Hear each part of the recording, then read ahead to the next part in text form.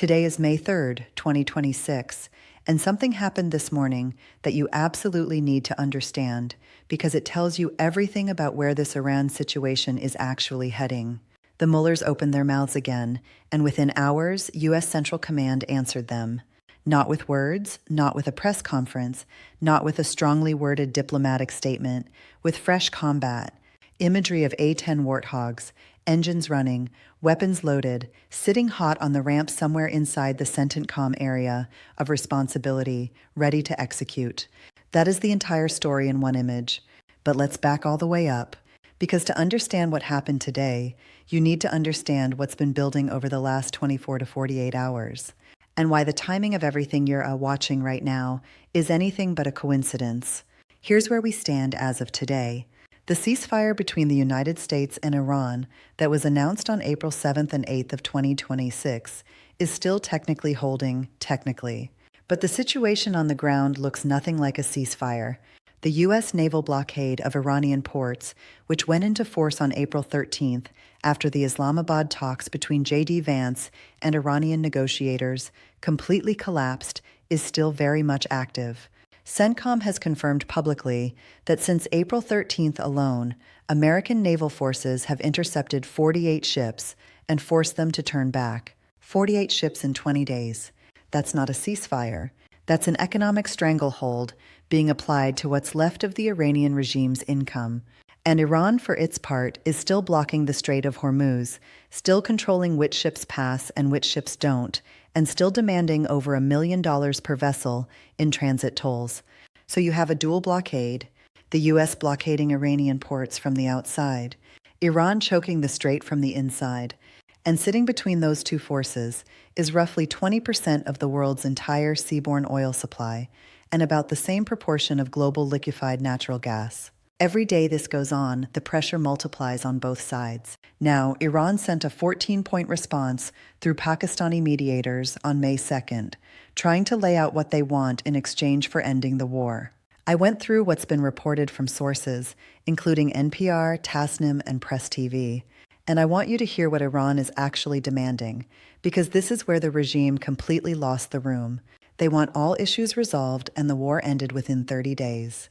They want the U.S. naval blockade lifted immediately. They want American forces withdrawn from what they're calling Iran's periphery. They want the frozen Iranian assets released. They want war reparations paid. They want sanctions lifted. And then buried right at the bottom, they want a brand new mechanism installed to govern the Strait of Hormuz with Iranian control baked directly into the framework. That last point is the nuclear option of diplomatic demands. That's the regime looking at a country that has destroyed more than 120 of your naval vessels, obliterated your air defenses, assassinated your supreme leader, and is currently running a blockade of your ports and still demanding to be handed the keys to the world's most critical oil. Choke point. That is the level of detachment from reality we are dealing with in Tehran right now. President Trump heard all of that on May 2nd, and he responded the way he always does. He told reporters he would be reviewing the plan, but that he frankly didn't think he could make a deal. Then in a Truth Social post that has since been quoted across every major news network, he wrote exactly this. He said he would soon be reviewing the plan that had just been sent, but could not imagine it would be acceptable, and that Iran had not paid a big enough price for what it had done to humanity and the world over the last 47 years. Read that again slowly. A president of the United States looking at a 14-point peace proposal from a country his military has spent 64 days systematically dismantling, and his response is that they haven't paid a big enough price yet. That is not a man who is about to soften his negotiating position. That is a man who is running out of patience with the entire conversation. And then, almost as if the IRGC needed to remind everyone exactly who they are, the rhetoric from Tehran in the last 24 hours escalated to a level that made even seasoned Middle East analysts stop and take notice. The IRGC intelligence arm published a statement claiming that the room for U.S. decision-making has narrowed. They wrote, and I want you to hear this carefully, because this is the actual language coming out of Tehran right now. They said, Trump must choose between an impossible military operation or a bad deal with the Islamic Republic of Iran. That's a direct quote carried across Iranian media, and confirmed by CNN's live coverage this morning. The IRGC set a 30-day deadline for the U.S. to lift its naval blockade. And then separately, a senior IRGC official warned that any new American attack, even a limited one, would result in long and painful strikes on U.S. positions across the Gulf region. A separate Iranian military spokesman, Brigadier General Mohammad Jafar Asadi, told state media that surprise measures are planned for the enemy beyond their imagination. Let's be very precise about the strategic context here, because this rhetoric didn't emerge in a vacuum. According to reporting by Axios on April 30th, CENTCOM had already briefed Trump on military options that include what's being described as a short and powerful wave of strikes. CENTCOM simultaneously requested deployment of the Army's Dark Eagle hypersonic missile to the region as reported by Bloomberg, which is arguably the most significant weapons escalation signal since the opening night of Operation Epic Fury back on February 28th. So while Iran is threatening long and painful strikes and claiming the room for U.S. decision-making has narrowed, the Americans are quietly moving their most advanced long-range strike weapons into the theater. That gap between Iranian rhetoric and American capability is the most important thing you can understand about this entire situation as of May 3rd, 2026. So who exactly is making these threats right now? Who was actually in charge of Iran on May 3rd, 2026? Because this is the question that every analyst I've read across ISW, Reuters, Fox News, Times of Israel, and the Foundation for Defense of Democracies is trying to answer. And the answer is deeply disturbing if you understand what it means for any chance of a real peace deal. Let me walk you through what I found, because the picture that's emerging from multiple independent sources is not of a government. It's of a military junta operating behind a thin facade of Islamic law. When the United States and Israel launched the opening night of Operation Epic Fury on February 28, 2026, and Israeli strikes assassinated Supreme Leader Ali Khamenei in Thran, the regime's power structure didn't just lose its head, it fractured. And into that fracture stepped the IRGC. According to Reuters reporting backed by 5 senior Iranian sources, the IRGC essentially forced through the selection of Mujtaba Khamenei, the assassinated leader's son, as the new supreme leader.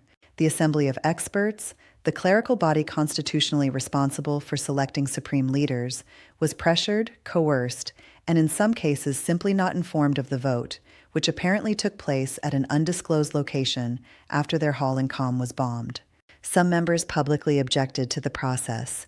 According to the Times of Israel, 8 members said they would boycott the proceedings entirely due to what they described as heavy pressure from IRGC commanders. The IRGC used the argument that the war required a fast process and a candidate who defied the United States. That is not a constitutional process. That is a coup wrapped in religious procedure. And here's where it gets even more complicated. Mojtaba Khamenei, the man nominally sitting at the top of Iran's power structure right now, suffered significant leg injuries in the same strike that killed his father and has not appeared publicly, reportedly communicating only through IRGC intermediaries or limited audio connections due to security concerns. He has been functionally absent. So while his title is Supreme Leader, the man actually running Iran's military and security decision-making, according to reporting from ISW Fox News and World Israel News, is IRGC Commander Major General Ahmad Vahidi. Vahidi is now reportedly making military and political decisions alongside Mojtaba Khamenei, with President Masoud Pezeshkian having been effectively blocked from key decisions.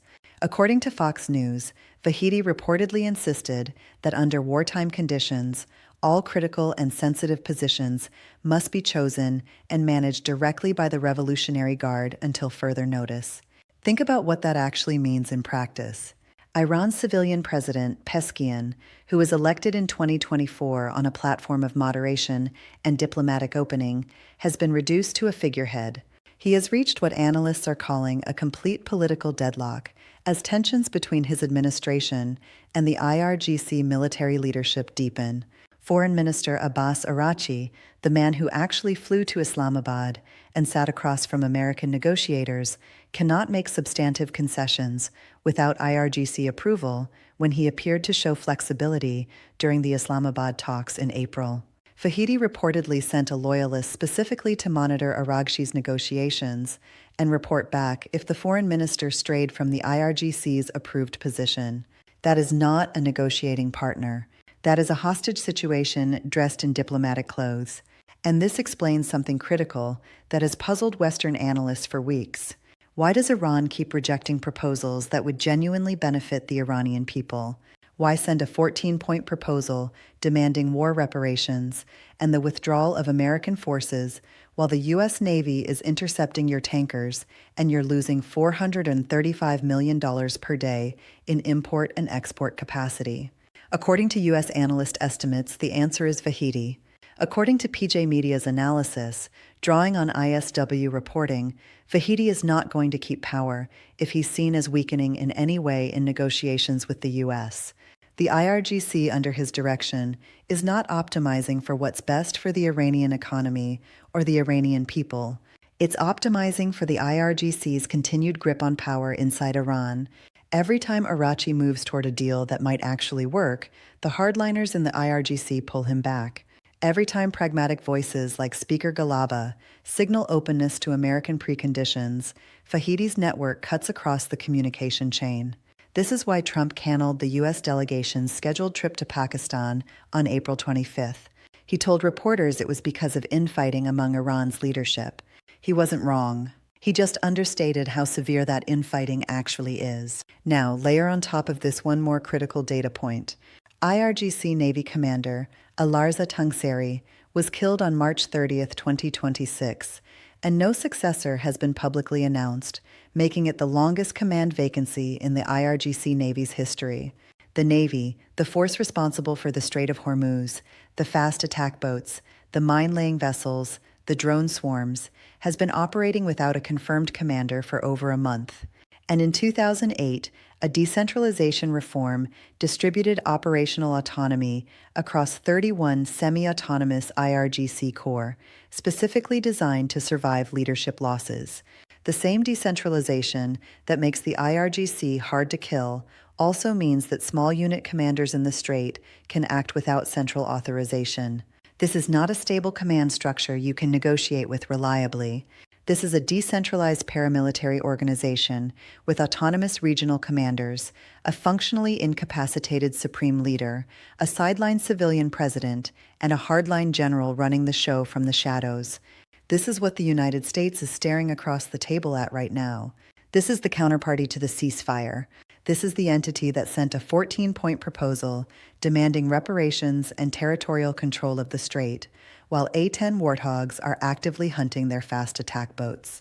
And this internal chaos explains why the language coming out of Tran has escalated so sharply in the last 48 hours. When Vahed faction says things like the gates of hell or long and painful strikes, that is not a military threat calculated on the basis of actual capability. That is an internal political signal.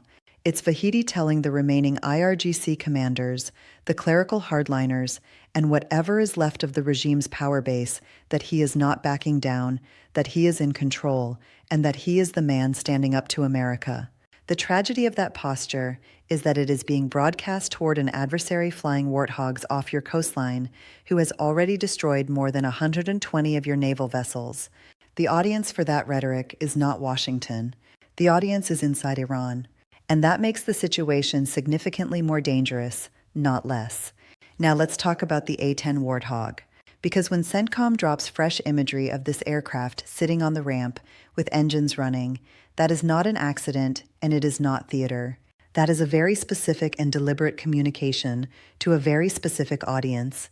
And if you want to understand why the IRG sees threats sound increasingly desperate with each passing day, you need to understand exactly what this aircraft does in this specific fight, because no other platform in the American inventory is better suited for destroying precisely what Iran has left to threaten the Strait with. Let me take you inside the machine. The A-10C Thunderbolt II, which everybody with any sense calls the Warthog, was designed from the ground up with one primary mandate: kill armor, survive punishment, and stay over the fight longer than anything else in the sky.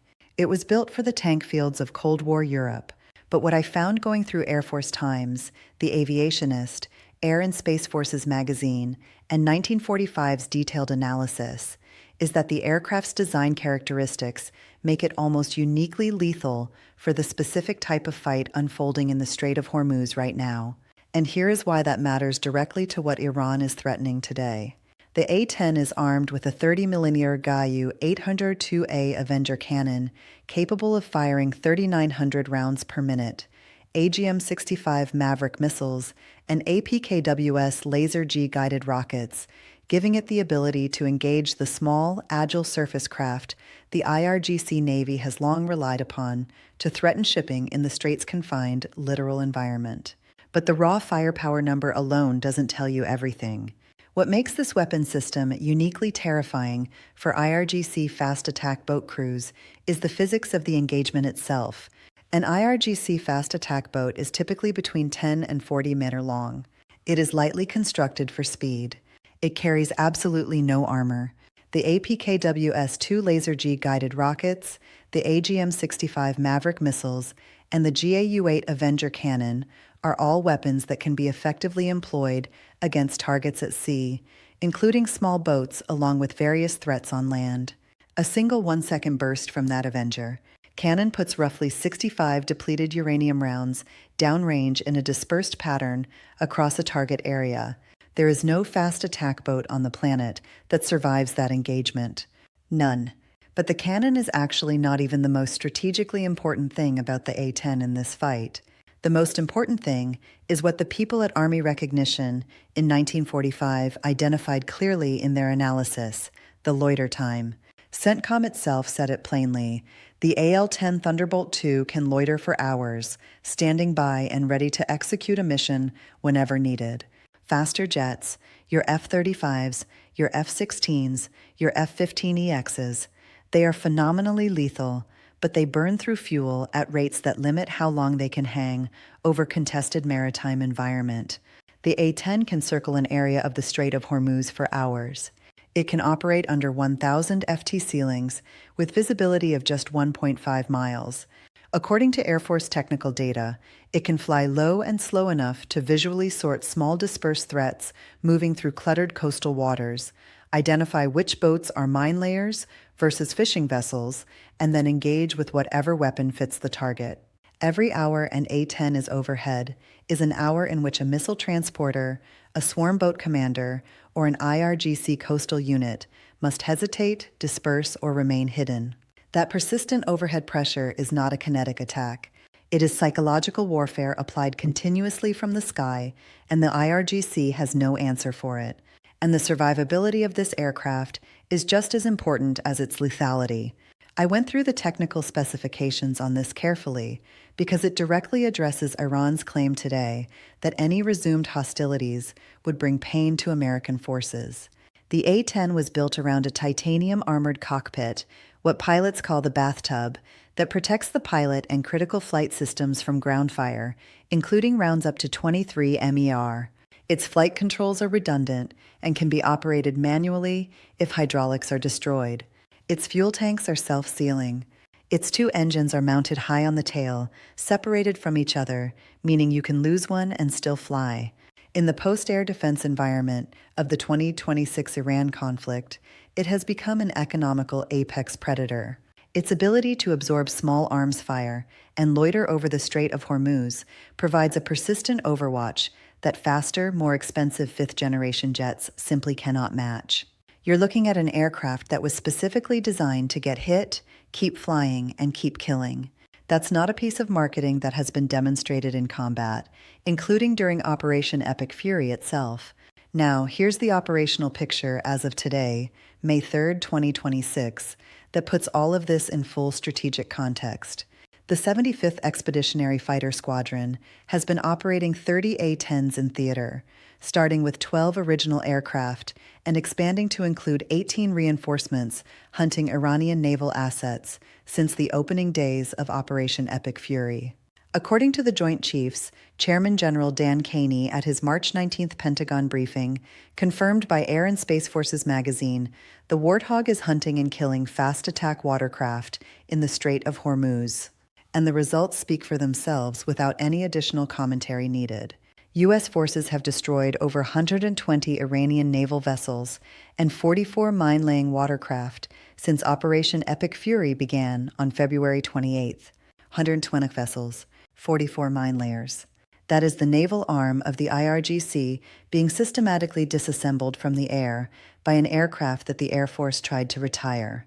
And now, according to Army Recognition's detailed reporting, the U.S. is positioning additional A-10s for a potential deployment alongside an 82nd Airborne Troops and additional Marine units. As Washington reviews options ranging from maritime security operations all the way up to limited strikes or ground incursions, an A-10 surge does not announce a deeper strategic bombing phase. It points to preparation for a more intimate and more dangerous phase of war in which U.S. forces may need persistent armed overwatch close to a surface fight. So when the IRGC says today that they will open the gates of hell on any resumption of American strikes, understand what they're actually describing. They're describing an engagement with an aircraft that has spent the last 64 days literally hunting and killing their boats. They're describing a fight against a platform that can loiter over their remaining fast attack craft for hours at a time, carry 16,000 lbs of mixed ordnance across 11 weapon stations, fly through ground fire that would down other jets, and land back at base with holes in the fuselage that would be catastrophic on any other airframe. The IRGC's remaining naval force, after losing over 120 vessels, is drone boats, shoulder-fired missiles, and whatever fast attack craft haven't been found yet.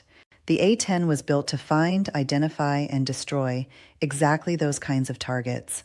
Iran just told the world they're ready to open the gates of hell. What they forgot to mention is that the Warthog has been standing at their gate since February 28th. So let's bring all of this together into a complete picture. Because what you're watching unfold today on May 3rd, 2026, is not just a diplomatic standoff. It's not just military brinkmanship.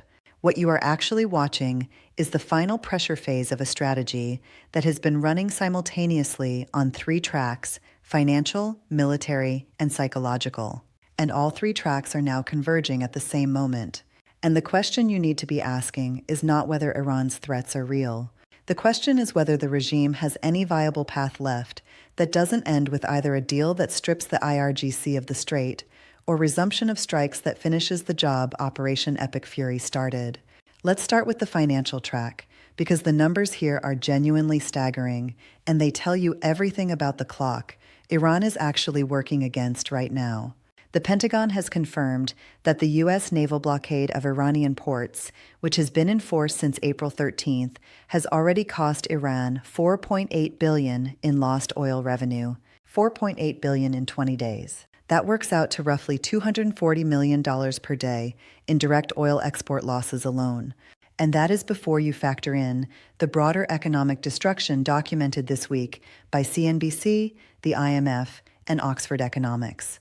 The IMF estimated that the Iranian economy will shrink by 6.1% in 2026, with inflation running at 68.9%.